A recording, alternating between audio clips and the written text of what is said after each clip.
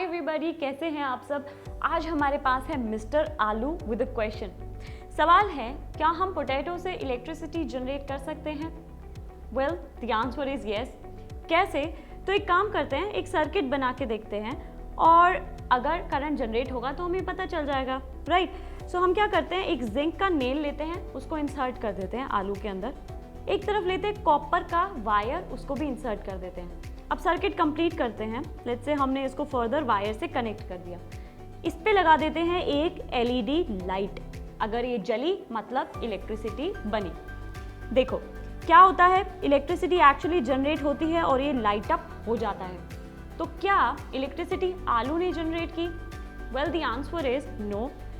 यहाँ पर हीरो आलू नहीं है। आलू के पास ऑल्दो एक मीडियम है जो हेल्प करता है इलेक्ट्रिसिटी जनरेट करने के लिए, क्योंकि इसके पास प्रेजेंट है phosphoric acid, that means H+ ions.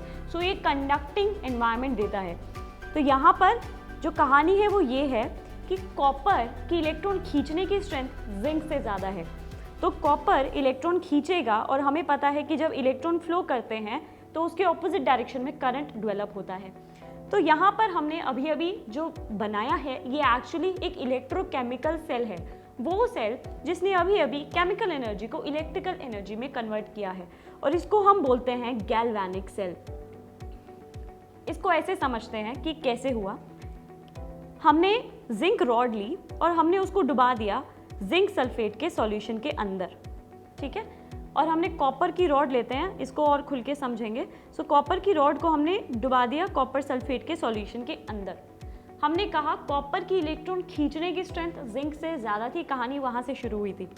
तो क्या होगा, जिंक इलेक्ट्रॉन दे देगा, अगर कॉपर इलेक्ट्रॉन लेगा मतलब जिंक इलेक्ट्रॉन दे देगा।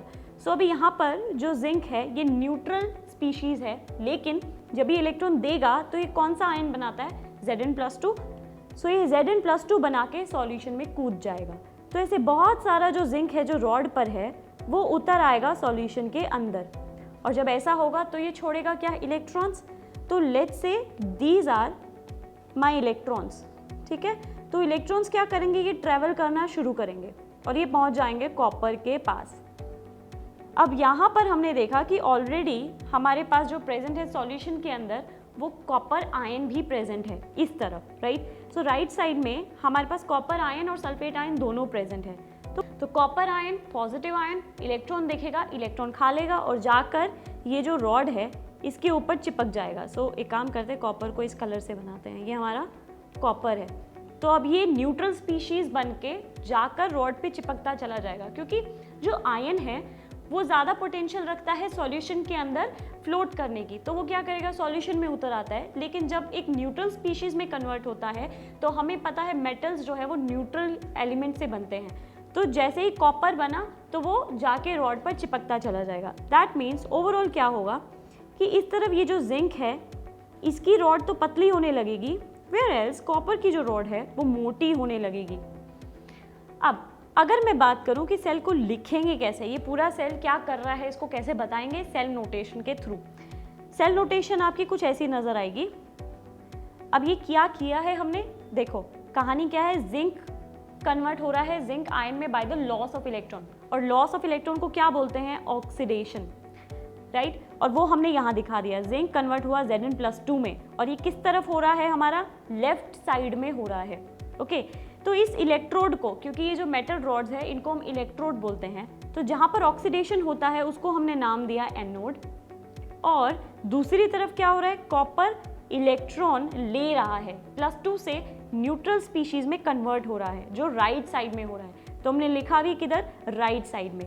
तो इस तरफ रिडक्शन हो रहा है, तो इधर ये जो रिडक्शन होता है जिस पर, उसको हम नाम देते हैं कैथोड, ओके। तो मतलब अगर मैं खाली इतने पोर्शन की बात करूंगी तो ये मेरा होगा एनोड हाफ सेल या ऑक्सीडेशन हाफ सेल, और इधर की मैं बात करूंगी तो इसे मैं बोलूंगी कैथोड हाफ सेल या रिडक्शन हाफ सेल। तो इसको याद करने का तरीका क्या होता है, ट्रिक है, आप क्या करते हैं, लोन लेते हैं कार लेने के लिए, राइट। सो बस ट्रिक यही है, लोन कार, डबल आर लगा देते हैं, बताती हूँ क्यों। तो ट्रिक ये है कि ये क्या है, left, L for left, O for oxidation, left side oxidation, AN for anode. आगे बढ़ें, इधर क्या है, Ca for cathode, R for reduction, और कहाँ पर हो रही है, राइट साइड में। तो ये लिखने का आपका तरीका है। सो सेल नोटेशन में हम क्या दिखाते हैं, मेटल, और बीच में आते हैं मेटल आयन, और जैसे जैसे सेल काम किया वैसे वैसे हमने लिख दिया। अब देखेंगे कि यहाँ पर हमने एक डबल वर्टिकल लाइंस दिखाई हैं बीच में, ये क्या है, ये आप देख रहे हैं, ये जो ये शेप दिखाई दे रही है आपको, एक यू शेप में एक ट्यूब है। वेल, ये खाली नहीं है, इसके अंदर प्रेजेंट है एक सॉल्यूशन। अब वो क्या है और उसका क्या फंक्शन है वो अभी बताती हूँ। देखो, यहाँ पर जिंक आयन बहुत सारा सॉल्यूशन में उतर आया, दैट मीन्स पॉजिटिव आयन बढ़ गया ऑन द लेफ्ट साइड। आगे देखोगे दूसरी तरफ कॉपर आयन जो है वो जाकर न्यूट्रल स्पीशीज में कन्वर्ट हो गया, मतलब पॉजिटिव आयन कम हो गया। तो उसका ऑपोजिट दूसरा आयन कौन सा प्रेजेंट है यहाँ, SO4 नेगेटिव। तो दैट मीन्स नेगेटिव आयन की कंसंट्रेशन बढ़ जाएगी क्योंकि पॉजिटिव की कम हो गई है। तो आप देखेंगे थोड़े टाइम बाद ये जितना है ये पूरा पॉजिटिवली चार्ज हो जाएगा और ये वाली साइड राइट वाली नेगेटिवली चार्ज हो जाएगी, और एक टाइम पर जो है आपका सेल काम करना बंद हो जाएगा। तो इसको कंटिन्यू रखने के लिए हम क्या करते हैं, बीच में डाल देते हैं एक सॉल्ट ब्रिज, इसमें प्रेजेंट है सॉल्ट, लेट्स से NaCl। अब ये क्या करेगी, जैसे यहाँ पर बहुत सारा पॉजिटिव आयन जनरेट होगा तो ये नेगेटिव आयन अलर्ट हो जाएगा और ये उतर के इधर आ जाएगा और उसको न्यूट्रल करने की कोशिश करेगा। Whereas राइट साइड में जैसे ही नेगेटिव आयन बढ़ जाएगा तो पॉजिटिव आयन अलर्ट हो जाएगा और ये सरक सरक के धीरे धीरे इस तरफ आ जाएगा और उसको न्यूट्रल करने की कोशिश करेगा। Let's write it properly, this is Na positive. Okay, so ये है पूरा आपका एक इलेक्ट्रोकेमिकल सेल जिसको हम बोलते हैं गैल्वेनिक सेल या फिर वोल्टाइक सेल।